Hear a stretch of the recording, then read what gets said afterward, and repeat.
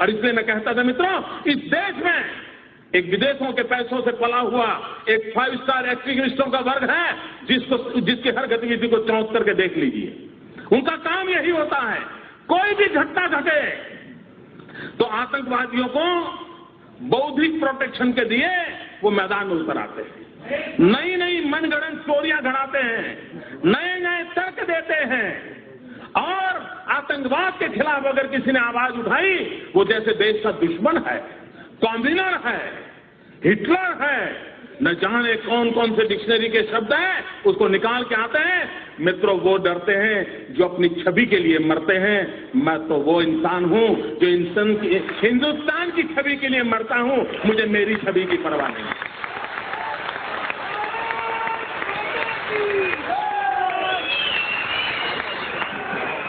क्या करना है इमेज को दोस्तों? किसके लिए इमेज?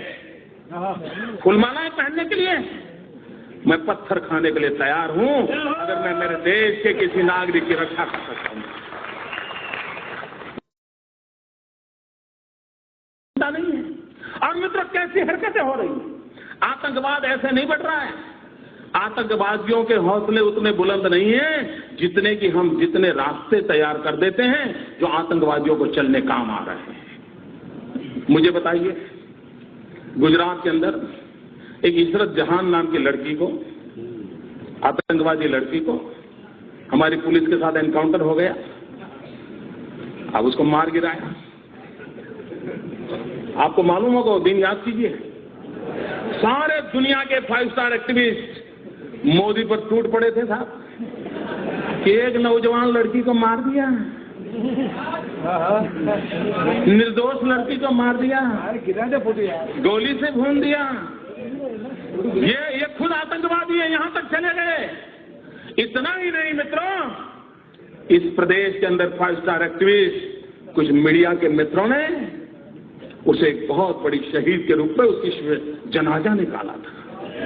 चद्दर चढ़ाने चले गए थे, चद्दर चढ़ाने चले गए थे और एक पार्टी के नेता 1 लाख रुपया देकर के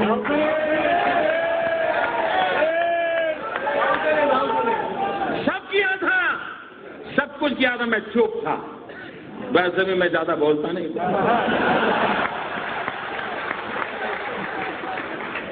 मैं सही जगह पर, सही भाषा में, सही समय पर बात करने का आदमी। सुबह शाम चीख कर अखबार की जगह खराब करने की मुझे आदत है।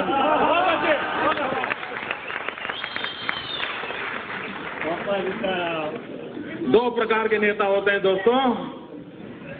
कुछ नेता हैं जिनको सिद्धि में विश्वास है, कुछ नेता हैं जिनको प्रसिद्धि में विश्वास है।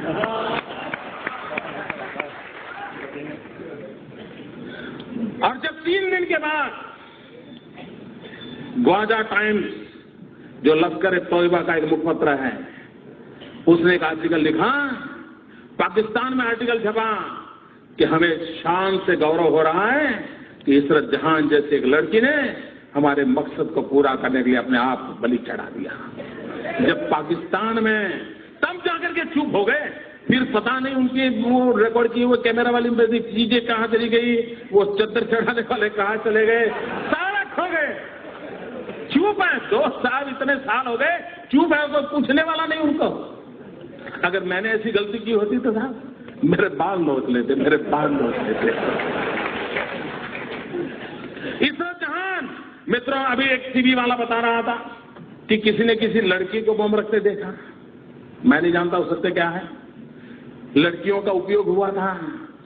जिस दिन गुजरात ने इशरत जहान के एनकाउंटर में हत्या की, अगर महाराष्ट्र की पुलिस जाग जाती तो शायद ये लड़कियां बम रखने के लिए मैदान नहीं होती। लेकिन आपको परेशानी है, आपको निर्णय करने नहीं है, आप डरते हो।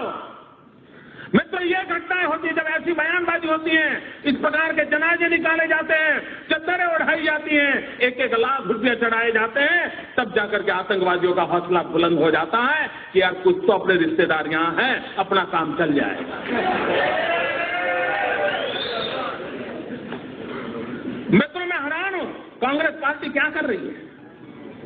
कोयम्बटूर के अंदर 98 में एक बम धमाका हुआ, चुनाव सभा में बम धमाका हुआ। अडवाणी जी उस सभा को संबोधित करने के लिए पहुंचने वाले थे। 58 लोग मारे गए, 58 लोग मौत के घाट उतार दिए गए, निर्दोष लोग मार दिए गए। वो सारे लोग जेल में हैं।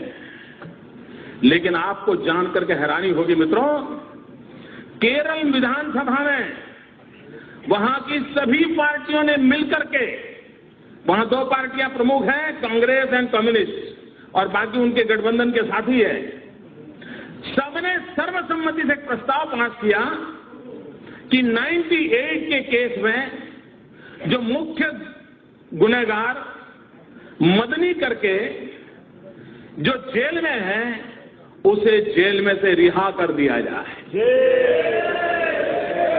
क्या क्या सब समाचार देश को क्या संदेश देना चाहते हो आतंकवादियों को? केरल असेंबली ने और होली के दिन स्पेशल सत्र बुलाया था मित्रों, स्पेशल सत्र बुलाया था और उस सत्र के अंदर प्रस्ताव पारित किया है कि कोयंबटूर का जो मुख्य गुनहगार है उस गुनहगार को जेल से बरी कर दिया जाए। क्यों? क्योंकि वो चुनाव में उसको कैंडिडेट बनाना चाहते थे। क्यों देश को गुमराह कर रहे हो? और मैं देश के बुद्धिजीवियों को कहना चाहता हूं, क्या ये गुनाह नहीं है देश के साथ? क्यों उनका हिसाब नहीं मांगा जाता है? अगर मोदी गुनाह करता है तो आपको अधिकार है, और मैं सामने से कहता हूं अधिकार है, आप मेरी खाल उखाड़ लीजिए, लेकिन देश के हित में और लोग जो पाप कर रहे हैं उनसे भी तो देश को प्रशिक्षित कीजिए। क्या ये दायित्व नहीं है हमारा?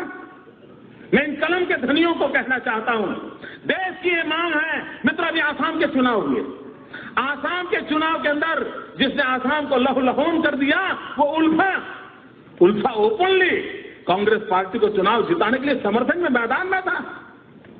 उल्फा जो आतंकवादी एक्टिविटी करता है, जो निर्दोषों को मारता है, किडनैप करता है, आप उसको चुनाव के अंदर आपका राजनीतिक फायदा हो रहा है, इससे उनका आप किस मुंह से आतंकवाद के खिलाफ लड़ोगे? मित्रों, बिहार में चुनाव हुआ, यूपीए का एक घटक दल वो चुनाव के अंदर एक मेहरबान को लेकर के चुनाव सभाओं में घूमते थे। क्यों घूमते थे? क्योंकि उसका दिखावा बिन लादेन जैसा था। बिन लादेन जैसा दिखता है, ये बिहार में लोगों को दिखा करके वोट मांगे जाते थे। मुझे कल्पना कर सकते हो मित्र, आज भी हिंदुस्तान में कोई रावण कितना ही शक्तिशाली क्यों न था, लेकिन कोई निकलता है रावण के नाम पर कुछ लेने के लिए। ये बिन लादेन को लेकर के निकलते हैं साहब, और बड़े गौरव से, और टीवी के मित्र भी बड़े शान से बताते थे कि ये देखिए बिल्कुल बिन लादेन जैसे दिखते हैं। पता नहीं उनका किस जन्म का रिश्ता है, मैं नहीं जानता। क्या ये देश की सेवा हो रही है? मित्रों, मेरे भीतर एक आग है, इसलिए मैं बोल रहा हूं। मैं 200 लोगों की मौत देख नहीं सकता दोस्तों। ये मेरा राजनीति नहीं है, ये मेरी राष्ट्रनीति का हिस्सा है, और मित्रों मैं राजनीति के साथ आने दूंगा।